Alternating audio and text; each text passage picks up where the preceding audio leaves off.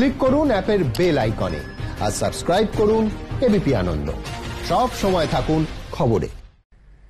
সৌমিত্র চট্টোপাধ্যায়ের স্মৃতিচারণায় অভিনেতা শঙ্কর চক্রবর্তী কি বলেছেন শুনব। যবে থেকে উনি হসপিটালে ভর্তি আছেন তবে থেকে শুধু প্রার্থনা করতাম উনি আবার ফিরে আসবেন, আমার বিশ্বাস ছিল যে উনি ফিরে আসবেন, কিন্তু শেষ পর্যন্ত লড়াইতে হারলেন, ফিরতে পারলেন না। আমরা আরো অনেক কিছু ওনার কাছ থেকে পেতে পারতাম এবং উনি দিতে পারতেন। আমি লকডাউনের পরেও ওনার সঙ্গে আমরা বাড়িতে গেছি ফোরামের ব্যাপারে কথা বলতে, আমি জিৎ, আমি শান্তিলাল, আমরা গেছি বাড়িতে কথা বলতে।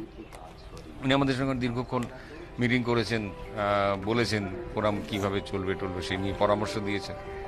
আমরা সমৃদ্ধ হতাম, ওনার অভিনয় দেখতাম মুগ্ধ হয়ে, যে কাজগুলো নিজেরা করতাম সেগুলো তো পাশে দাঁড়িয়ে দেখতাম, যতক্ষণ উনি অভিনয় করতেন ওনার অভিনয় দেখতাম মুগ্ধ হয়ে।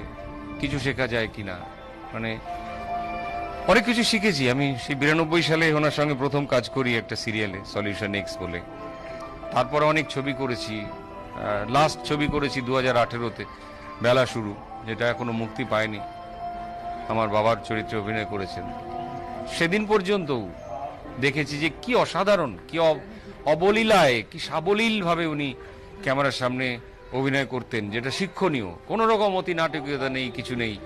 উনি অভিনয় করতেন যেটা স্বাভাবিক বলে মনে হতো, যে এটাই উনি যেটা করছেন সেটাই হচ্ছে এই চরিত্রের জন্য, আর কিছু হতে পারে না।